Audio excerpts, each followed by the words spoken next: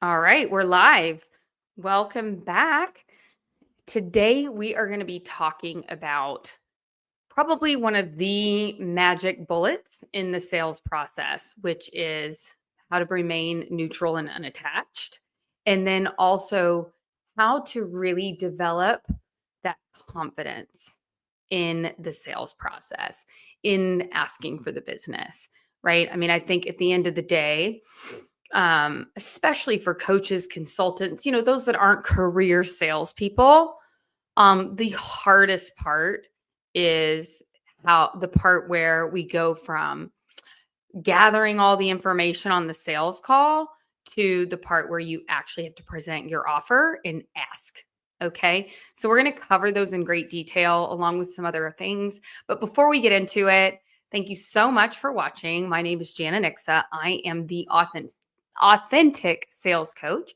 I help coaches, consultants, healers, and service based entrepreneurs with their sales process. Some people have called me the human sales funnel because I really come in and I look at all the different pieces that I believe are absolutely necessary for you to get consistent high ticket clients in your sales process, to see where your gaps are and to see where there's improvement. So that can be anything from the offer itself to the messaging, but more than likely it's the actual sales conversations.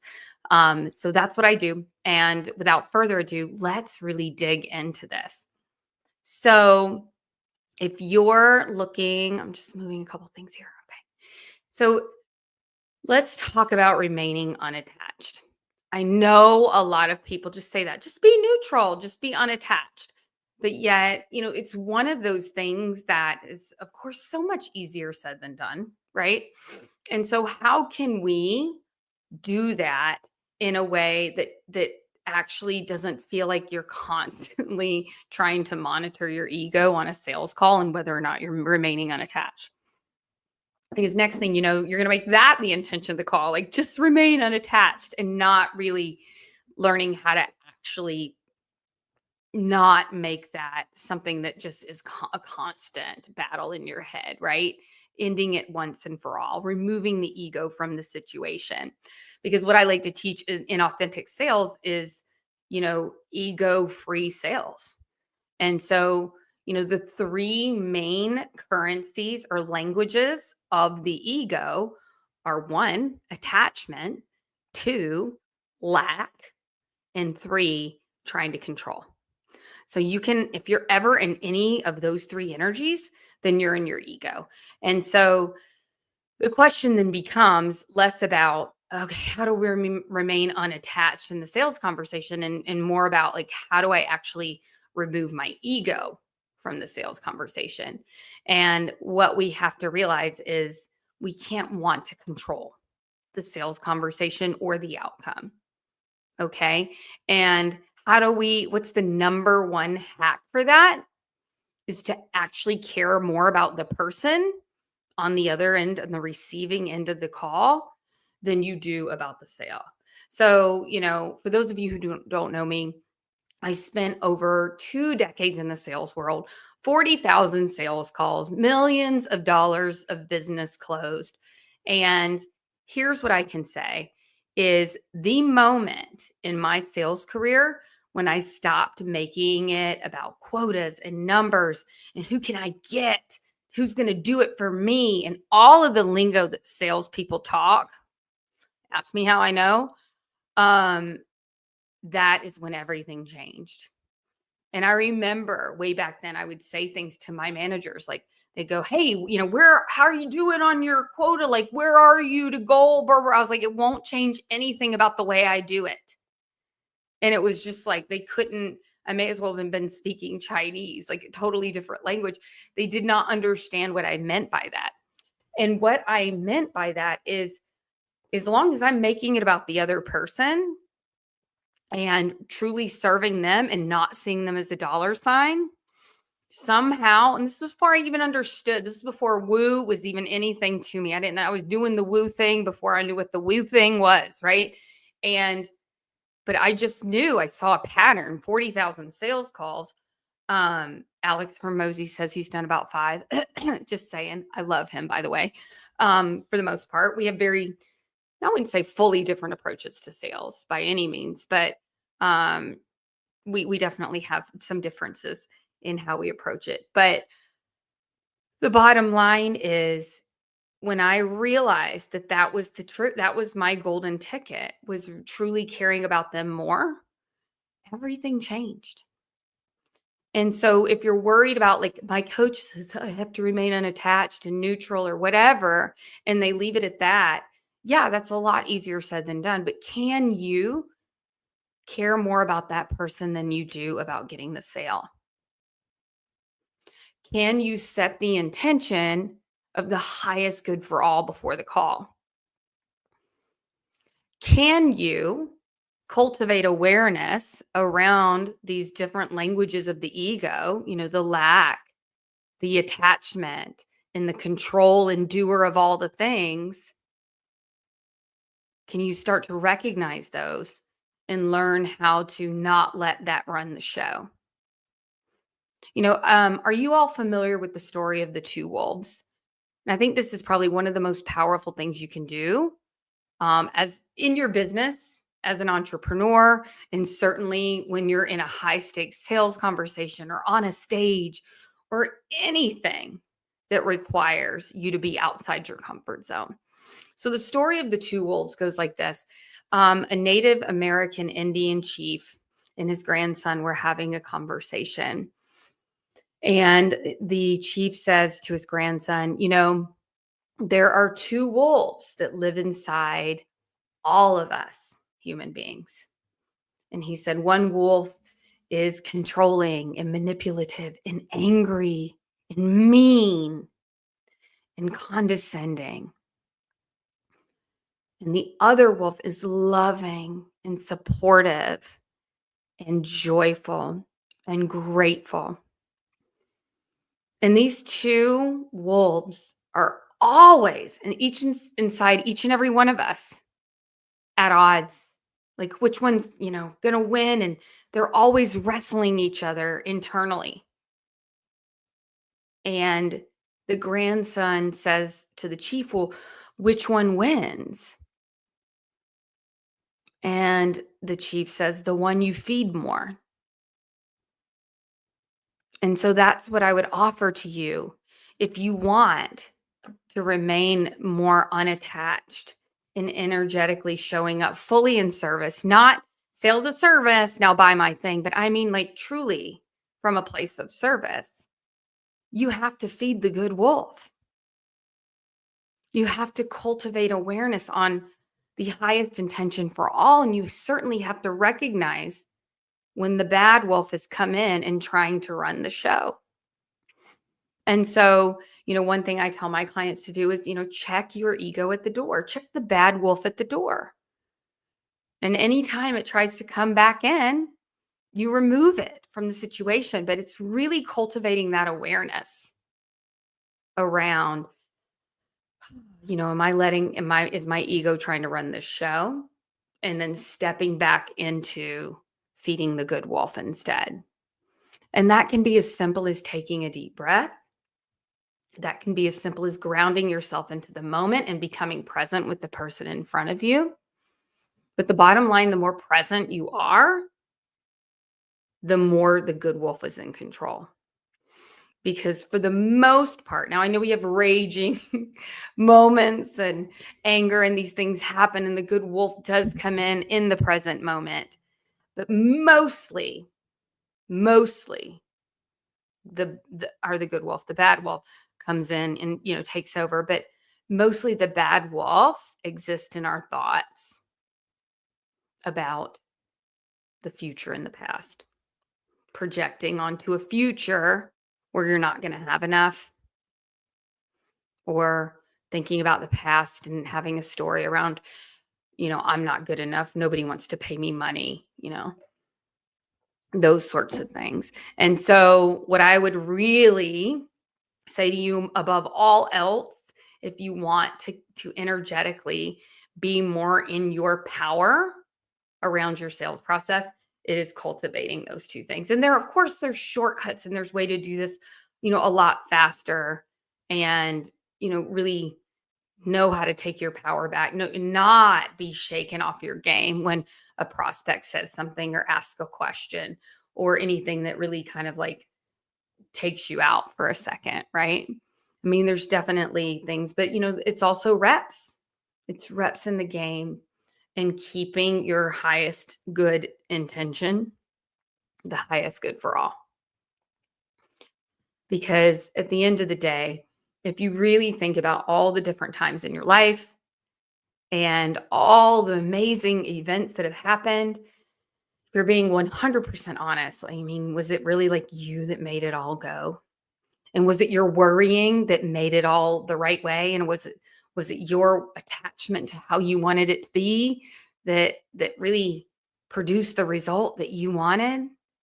And more importantly, did you get what you want or did you get what you actually needed? And what in the long run worked out better? Because I think if we're really, really honest, there's so many things in our life that we thought we wanted to go one way and actually went another. And so, I really do take that approach to my sales process. And that all on its own relieves so much internal pressure because you don't know. You don't know, is this going to be a nightmare client or is this client going to take up way too much of my time or is this client not a good fit? Like there's so many things. So we can't just make it. And I know most sales coaches are like, "Well, I'll get you all the yeses," but we can't. You're shooting yourself in the foot by doing that because you don't want everybody to say yes, and you don't want to work with everybody. You want to work with the right people that are going to take the actions and are at the point in their life and on their path. If you look at like their path here, that you can have the greatest impact and not just because I need the money. I know it's a totally different way of looking at sales, but here's the kicker. When we release all of I need it to go in a specific way and we relax into the now and we surrender and trust that everything happens as it should and it's always happening for you, through you, then there's nothing to fear in the sales process or otherwise. And so another thing that really gets people wrapped around the axle about sales is that rejection piece, right? And what if they say no, right? What am I and it's not so much that we're afraid of the no as we are the meaning. And that's what I'm going to ask you, like what meaning are you giving the word no? Because if you really think about it, you've said no a million times, I've said no a million times. We've been told no a million times, but it's not about the no and what it means to you. Typically, when somebody says no, it's all about them and their stuff and where they are in their life, not your program or who you are or your ability to coach or to serve them in any way. And so it's really about not taking it personally. And a lot of times it's not no, it's just not right now. And like leaning into that. Because another big mistake I see a lot of people making is they hear that no and they think it and they really drop the ball. Like I watch it happen a lot when people are trying to sell me and I say no thanks. And I really watch the way they handle that no.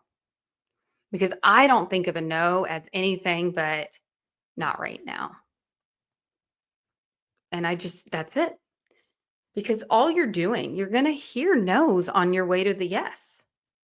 And so I'm sure I've shared this before, but it's an old school sales training like acronym, and it's SWSWSWSWN. And that's some will, some won't. So what? Someone's waiting next. And so while we do show up and serve the person, to our best ability and promise on whatever it was we were going to serve them within that conversation and presenting our offer. At the end of the day, if it's no or not right now, that's okay. And the way we handle that graceful no often changes into a yes. And so I want to instill in you, release the pressure of understanding for some people, you're going to be playing the long game.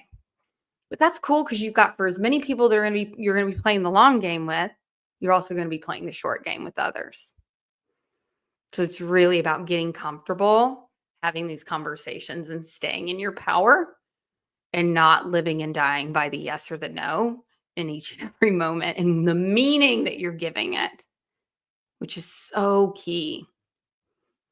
And so, I mean, those are the best ways I know to really manage that ego and fear is to see that it's all smoke and mirrors at the end of the day. And for those of you like, well, Jana, but I got to pay my bills. Like, it's part that may be true, but that doesn't mean that pressure or that belongs in the sales conversation. And the more you can separate that out and realize that that doesn't serve you and it certainly doesn't serve the person you're serving, then you're just going to hear more yeses by default. This moment the energy changes and you let that lack slip in and you make it about getting the sale and not about serving them, they feel it, you feel it, and it spirals. So it is so important to keep that intention of the highest good. So now when it comes to really getting those consistent clients, right? It certainly helps to know how to close, to know how to go from hearing a yes 3 out of 10 times to hearing a yes 7 out of 10 times, right? Because all of a sudden, you don't have to hustle as much. You don't have to take as many calls, right? All of a sudden, you know that you are maximizing your lead generation efforts because of your ability to sell. And so, but what's interesting about this is so many people separate these processes, right? It's like, this is the front end, like these are where I bring people in, and then this is how I close them. And I wait until the very end to sell them. But if you can blend these things together, you're going to have buying conversations at the end of the day instead of sales conversations. And so it's not just your ability to close at a higher level that's going to get you more of that consistent client flow. It's also bringing the right leads in the first place. When I'm working with clients, I mean, these are the main things I'm looking for. I'm looking for your ability to handle yourself on a sales call with confidence. And that begins with conviction. And conviction comes from your certainty in your offer and your ability to deliver those results. So you really have to spend some time creating an offer that you know is like exactly what your ideal client wants and is willing to invest in. And then, I was just on a call on one of my group calls, and one of the girls was like, I am so excited and lit up by this offer. Like, I know that I've created something incredible for my clients. And I am just ready to like shout it from the rooftops, essentially.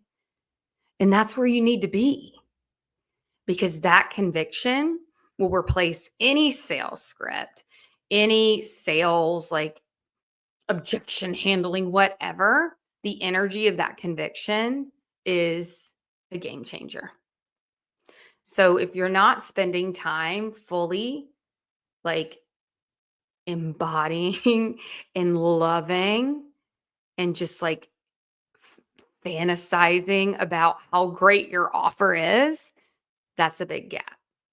So that's one big piece I look at is like, how good is this offer? And more importantly, how good do you believe it is? And then we look at like, okay, how are you getting people onto a call? Right? What does that process look like? And, are you speaking to the right person? Because a lot of times people will have a really good offer, but they're not calling in the right people. They're not speaking the ideal they're not speaking the ideal language of the client who would be best served by this offer. And so that's when you end up with clients that aren't quite ready for what you have to offer, or clients that you're constantly like, you know, they're weighing you down because it's just they've just got so much ground to cover versus speaking to that next level client that's really the one that's the best fit for your offer. And really elevating those with your language and messaging to become that. Maybe if they're not there yet. And sometimes we get, a lot of my clients are afraid to be bold and talk about who is this not for.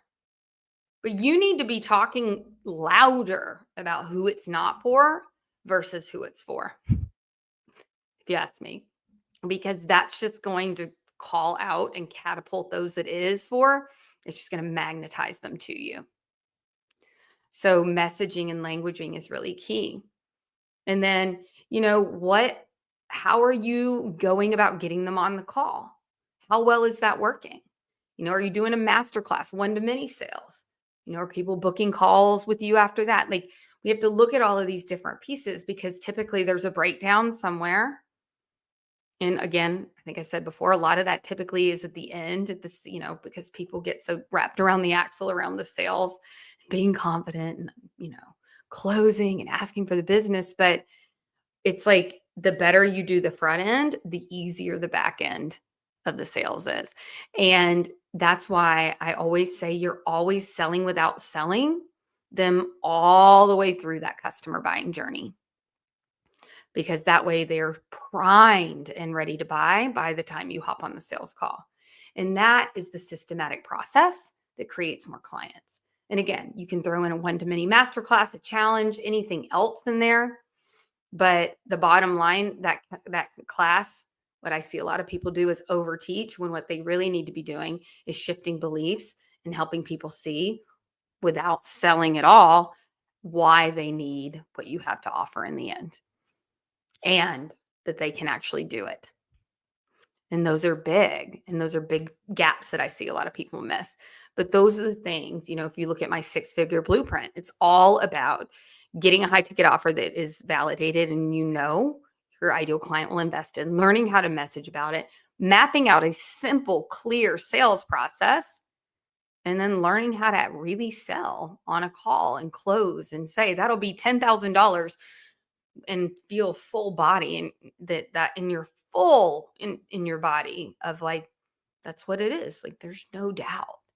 Like, you're really in that state of power. And that's what creates the confidence and the conviction to close more clients. It's not fake it till you make it. It's not, just being outwardly pushy and phony and getting the script right. That energy that doesn't sell anymore. And you can even see some of the bigger guys that shall remain nameless, that they're changing their approach. They're changing their cookie cutter everything because they understand the energy and how you show up. And it's not what you say anymore. It's who you are when you say it. And they know it. And so they're scrambling, trying to figure out how to capitalize on this new energy and this truth and this authenticity. Oh my God, we can't manipulate people anymore. And so, I say all of that to say it's what's going on with you, and your belief and your ability to help, and that this offer is the perfect solution for them, and your ability to communicate that in a way that they can understand. And to be able to say what the price is without like flinching, because it's 10x that in value. You have nothing to hide. Here's all my cards. And that is what true authentic sales is. I'm looking at my notes here to see if there's anything else. I'm going to hop over here and see if there's any questions. But definitely leave your questions below. Like, if there's something here that I covered that you want me to go into greater detail on, let me know.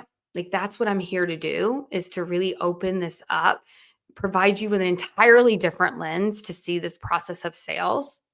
And if you know that sales is holding you back, if you know that this is a part of your business that you haven't fully owned, and I personally believe, I may be a little biased, but that everybody needs to learn how to do this so that even when you are making the millions, you still know who the right person is to hire that can do this on your behalf. Like, this is a skill set that will never, it's a gift that keeps on giving. If you know that's who you are, like, I would really invite you to definitely like, subscribe, and share this with somebody else that may be on that journey with you. I know, I hear, oh, I'm so not a salesperson, whoever that person is in your life. And, also definitely check out the links below. I have my income producing blah, blah, blah, I can't even get it out. There's an income producing activities checklist. So that if you're like, I don't really know what I need to be doing daily to actually move the needle in my business, I created that below for you. And yeah, let me make sure that there's nothing else here that I wanted to say. It's needing this fresh approach to sales that honors the feminine energy. And that's just it. I mean, everything that we talked about today is being in your heart. It's letting intuition and service guide the conversation. And these are skill sets that can be learned so that you really do fully trust the flow. You trust who you are in those moments, and that whatever the outcome is, you fully trust and surrender to it. And no, do you think, and for your ego may say things like, oh, well, then you just always get told no. And it's like, no, it's the opposite. It's the opposite, because people can see me. I'm letting them see me. They know what I'm all about and that I can help them and that I have the experience and the expertise, probably more so than most people in this space, to truly show them a different approach and to go deep with them on it. And it's not a sales script. That is not the answer. So, okay, I think I covered everything. Let me know in the comments below. Ask your questions. Thank you so much for watching. And I can't wait to see you guys all next week. And we'll see you then. Take care. Bye for now.